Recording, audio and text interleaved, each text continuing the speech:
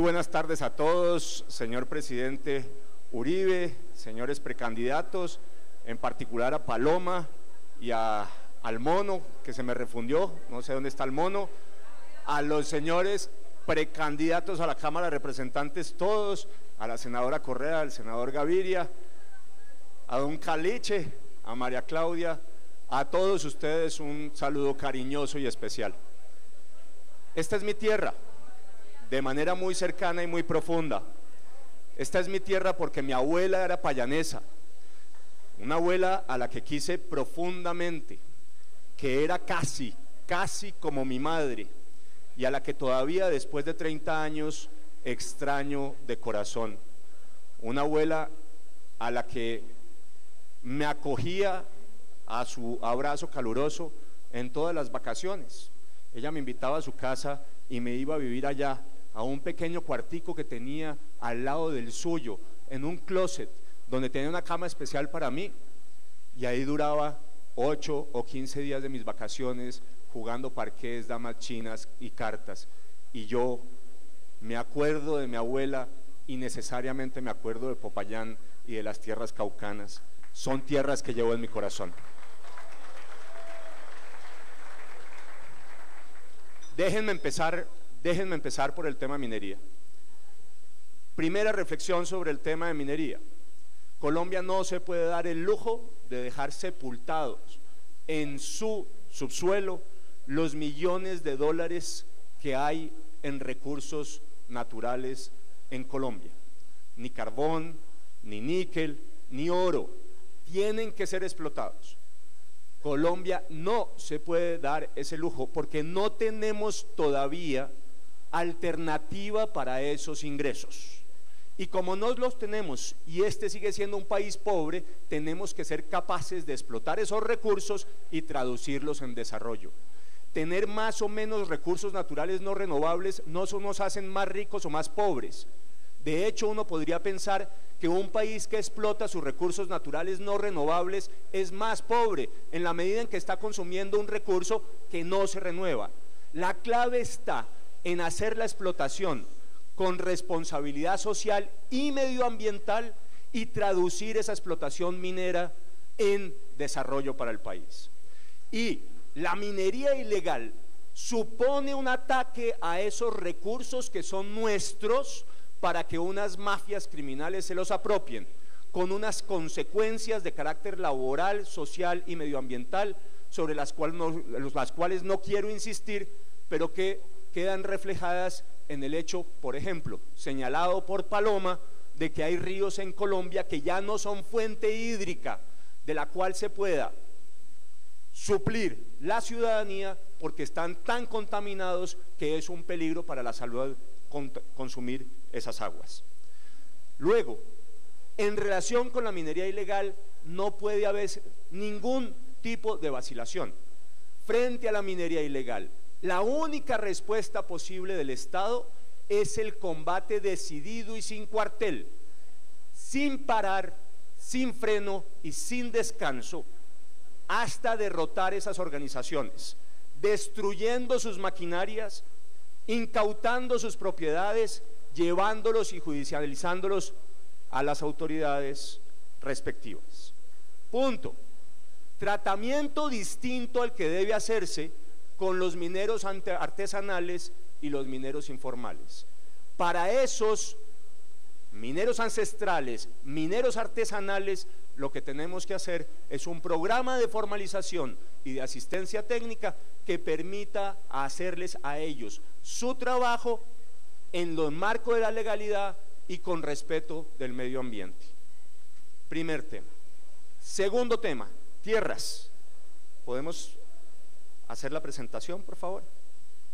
En el tema de tierras, toda la primera parte la voy a eliminar para ir al corazón del ejercicio.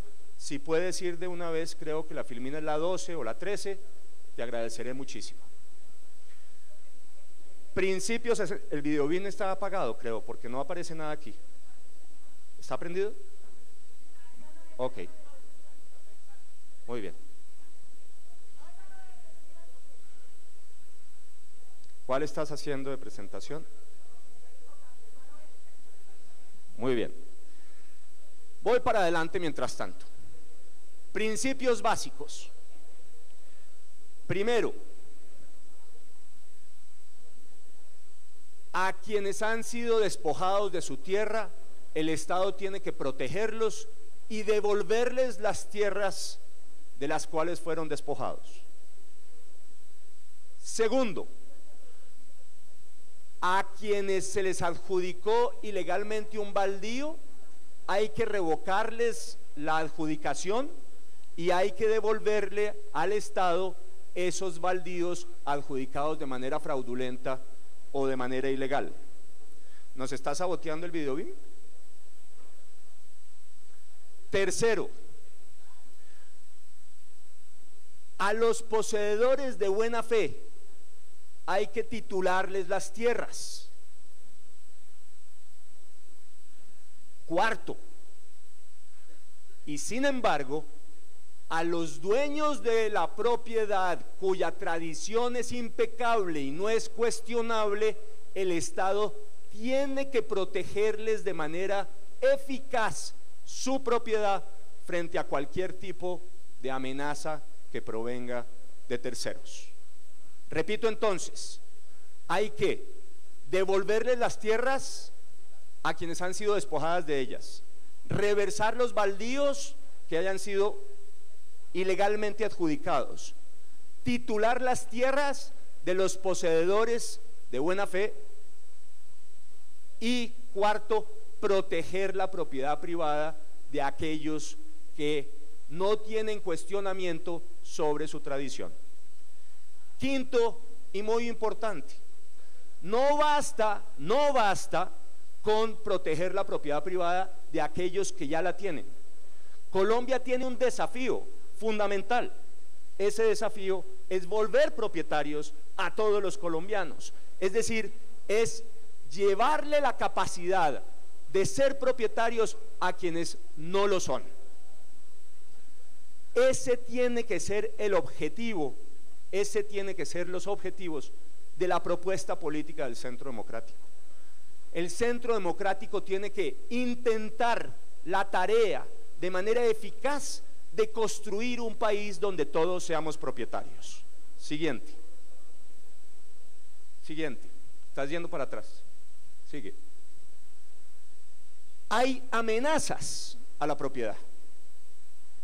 Hay una amenaza actual, ya existente, que es el uso expansivo del criterio de ancestralidad para, con base en ese criterio, amenazar la propiedad privada en Colombia por parte de algunas, y quiero volver a resaltar, algunas poblaciones indígenas. Después, hay unas amenazas eventuales para la propiedad en el abuso del criterio de la función social de propiedad y del uso adecuado de la tierra. Si no tenemos cuidado en la interpretación de criterio de esos dos conceptos, hay una amenaza para la propiedad en Colombia y para la tierra. Tercero, hay unas amenazas emergentes en el acuerdo con las FARC. La primera amenaza emergente en el acuerdo con las FARC es la idea de una reforma agraria integral cuyos límites no se conocen y que tiene dos aristas muy difíciles de manejar: la de extinción del dominio y la de la expropiación, sobre un conjunto no definido de criterios que hace que al final cabe la posibilidad de que un funcionario administrativo haga el ejercicio de arrebatar propiedades de tradición incuestionable con base en esa idea de la reforma rural integral. Segundo punto, hay una amenaza en la superposición de las circunscripciones especiales con las áreas históricas de las FARC.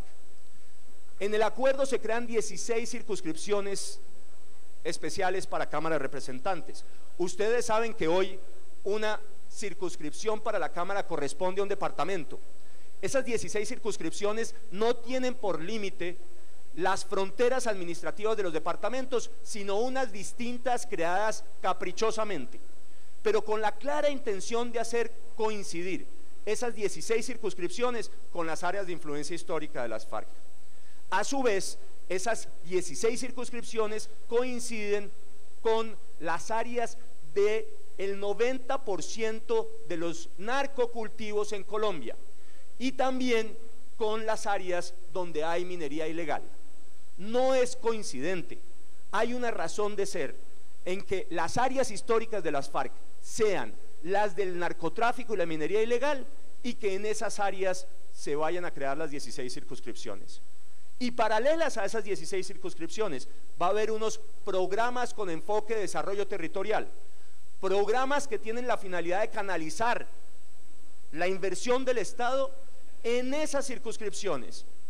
El gobierno nacional ha anunciado 400.000 millones de pesos anuales por 20 años para esos programas y la administración de los mismos se va a hacer entre las FARC y el gobierno nacional. Y eso claramente supone una amenaza y un riesgo muy claros. Por último, hay sin duda una amenaza en el hecho de que las FARC pretendan convertir en permanentes las zonas veredales y las zonas campamentales. Con esto la idea de fondo de las FARC es usar esas zonas veredales y esas zonas campamentales como los puntos a partir del cual ejerzan control territorial. No pierdan nunca de vista que la propuesta de fondo de las FARC es llegar al poder nacional a partir de una consolidación de poder territorial.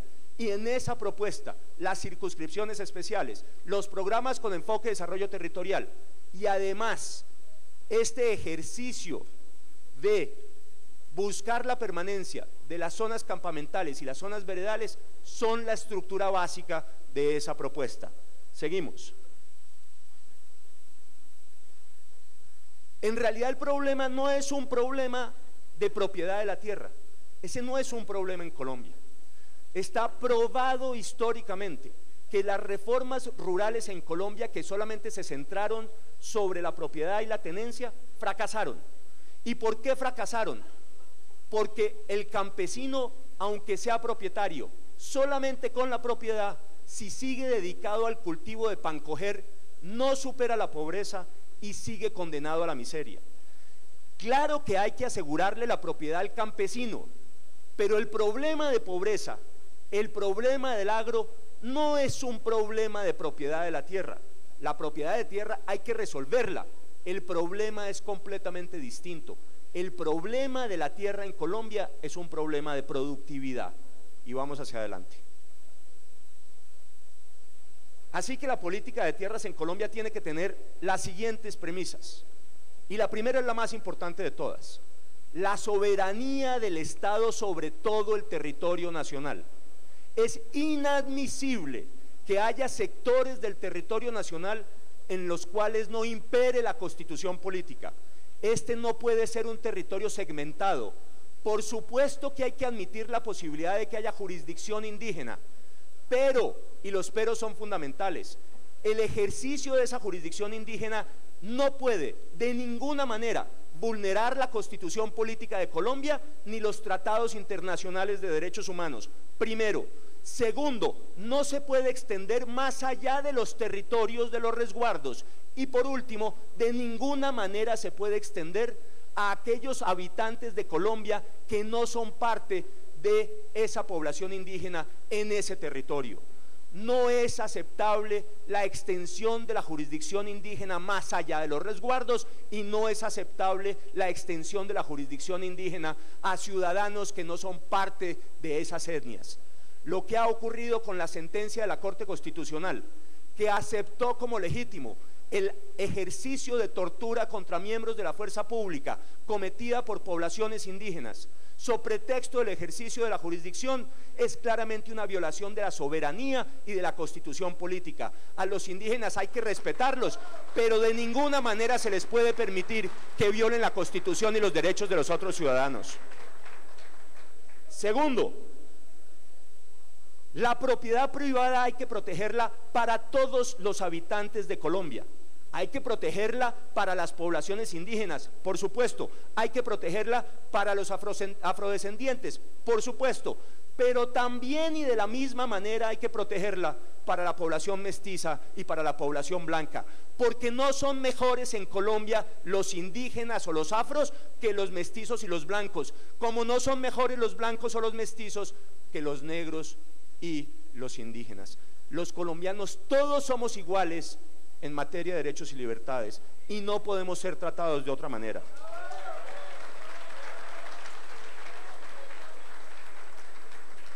Siguiente premisa: el mundo va a demandar una enorme cantidad de alimentos en los próximos 15 años. Se calcula que de aquí a 15 años la población global va a crecer en más de 1.000 millones de habitantes. 1.000 millones de habitantes que van a demandar alimentos, agro, carne, etcétera, etcétera, etcétera. ¿Quiénes van a suplir esa demanda de alimentos? Colombia debe suplir esa demanda de alimentos, porque Colombia tiene dos condiciones que no tienen otros países.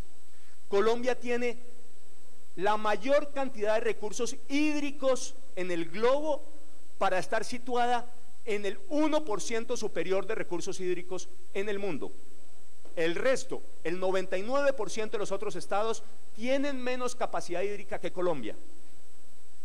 Segundo, en Colombia hay millones de hectáreas no utilizadas o subutilizadas que tienen vocación agropecuaria y de piscicultura. Por tanto, Colombia tiene la posibilidad de ser la despensa y el proveedor de esa enorme demanda de alimentos que va a tener el globo en los próximos 15 años. Porque además Colombia tiene un conjunto de condiciones objetivas que nos hacen privilegiados. 2 océanos situados en el Ecuador, no tenemos que hacer agricultura de estaciones, sino que se puede sembrar y cosechar durante todo el año, todas las altitudes, todo tipo de territorios, recursos hídricos infinitos y una enorme disposición de tierra para poder generar esa provisión de alimentos que necesita el mundo. Pero lo que necesita Colombia en todo caso es tomar la decisión de hacer del agro colombiano uno de los grandes canales de desarrollo y generación de riqueza. Y por tanto la conclusión aquí es que el Estado, la sociedad civil y el sector privado tienen que trabajar mancomunadamente en la decisión de hacer del agro la columna vertebral del desarrollo de Colombia hacia adelante y de apostarle por tanto a ese canal de desarrollo. Sigo. Para ello, ¿qué se requiere? Se requiere carreteras terciarias y conectividad, acceso al agua y distritos de riego, centros de acopio para que el campesino no dependa de un único comprador en el mercado, asistencia técnica, microseguros y microcrédito. Y por supuesto la despolitización y la focalización en el sector agrícola del Banco Agrario, que no puede seguirle prestando a Ana Belena, a Odebrecht y a los ricos en Colombia, sino que tiene que prestarle a tasas preferenciales a los campesinos colombianos. Y se requiere también, y es indispensable, la despolitización y desburocratización de las entidades públicas del sector y su tecnificación. Y se necesita capacitar técnicamente a los agricultores y campesinos. Ustedes saben que yo no he podido encontrar, presidente, ni una sola universidad privada que dé agronomía en Colombia. Todas son universidades públicas.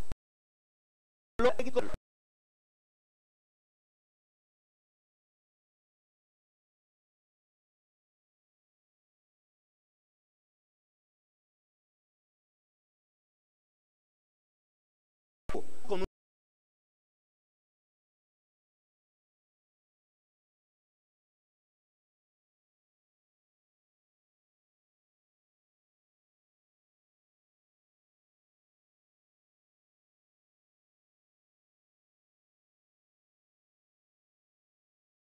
una casi 20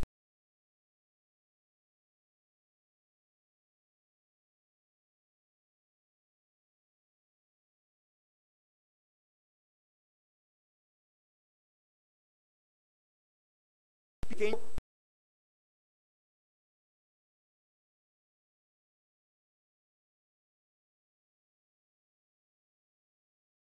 y aquí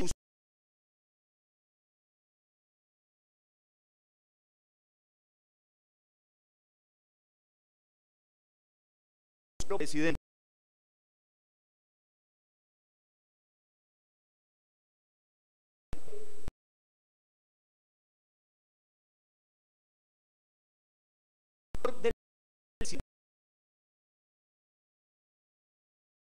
del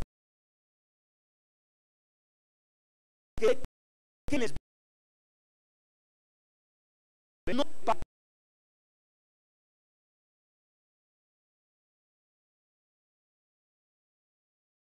vuelve el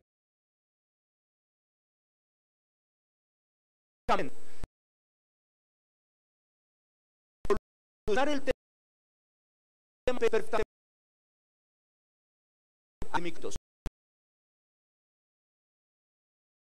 de dirección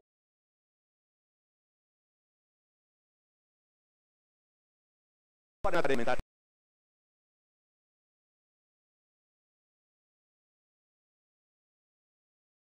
los movimientos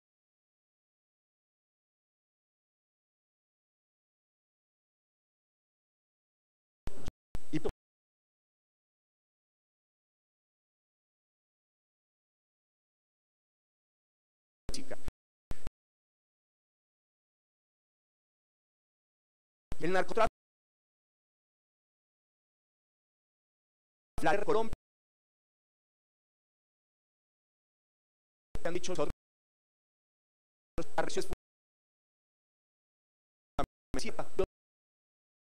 voy a contar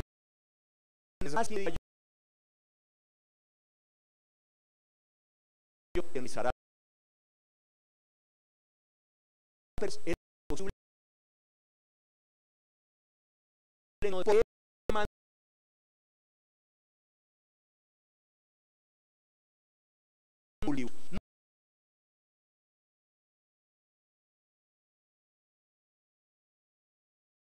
eso me lee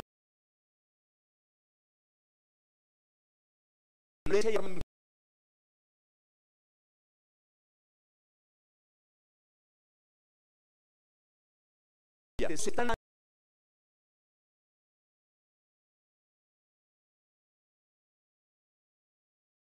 cultos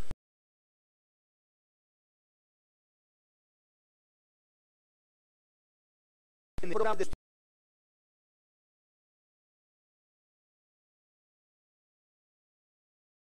legítimo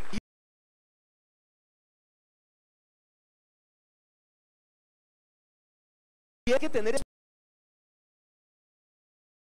de Estado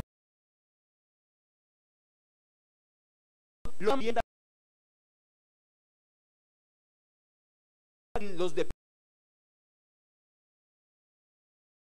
departamentos con vocación agrícola están también despoblando el campo, porque el campesino, para buscar la vivienda de interés social o la vivienda gratuita, se sale del campo y se traslada a las ciudades. Lo que necesitamos es focalizar los programas de asistencia pública del Estado en las áreas rurales y generar una red especial, por ejemplo en materia de vivienda, para vivienda rural y mejoramiento de vivienda rural. Siguiente. Por último, y aquí quiero terminar, con toda esta descripción, sin embargo, la respuesta sigue siendo insuficiente. Necesitamos algo más. Necesitamos darle la posibilidad al pequeño agricultor y campesino de que no dependa del pancoger, de que pueda generar capacidad de ahorro con su trabajo en el campo. Y eso se consigue fundamentalmente de la siguiente manera. Primero, fomentar la asociatividad.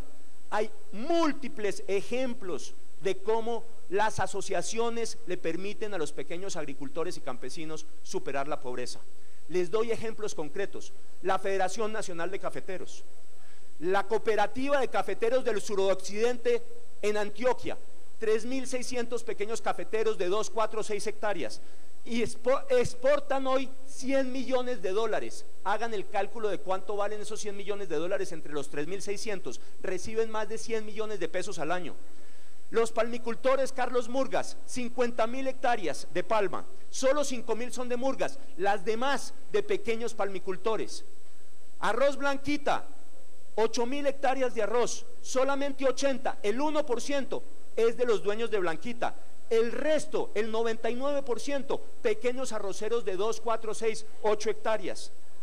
El proyecto de Bengala en las laderas del Valle del Cauca, piña, el 40% es de los dueños de Bengala, el 60% es de pequeños campesinos, a los que se les da asistencia técnica, semilla, se les garantiza el precio, se les recoge el fruto y todos están saliendo de la pobreza.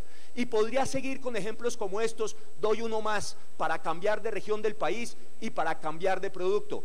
Colanta, 15.000 lecheros. Y no son grandes lecheros, son 15.000 lecheros en una de las 20 empresas más grandes del país. La asociatividad del pequeño agricultor es una clave fundamental para la resolución del problema de pobreza en Colombia.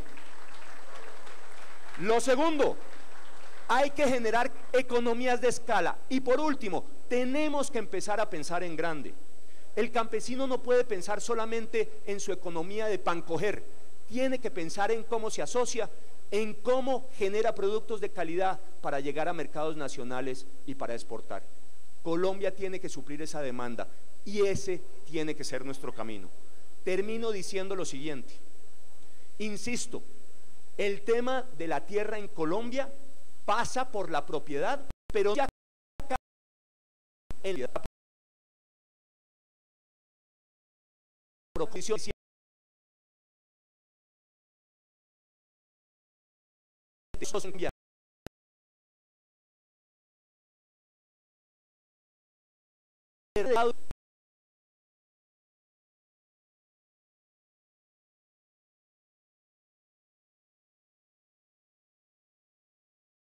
por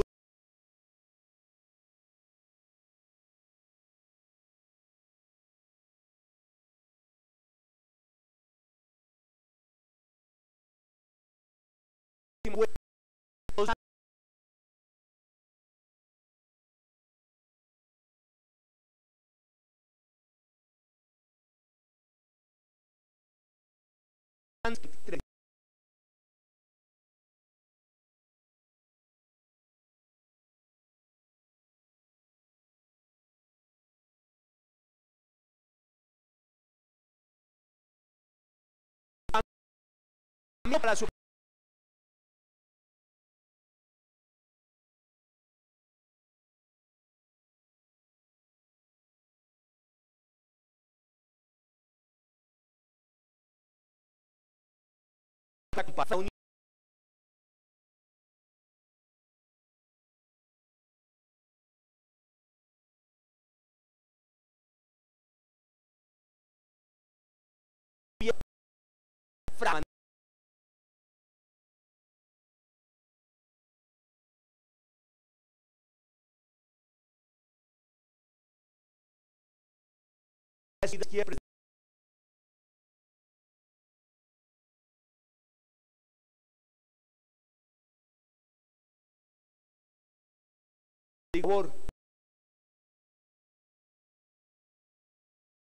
favor.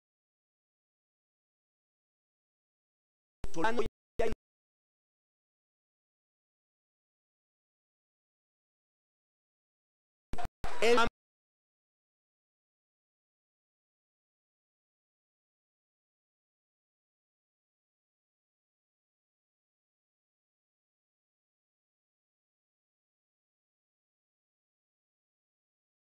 y propios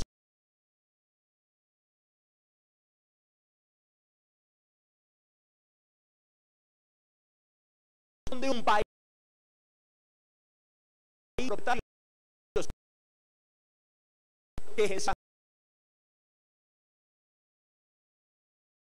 que cree empleo y que concentra el ese camino, el capitalismo inyecte, donde todos seamos ricos, todo propiedad, donde todos tengamos empleo, y esto es se lidia en la corriente sin más.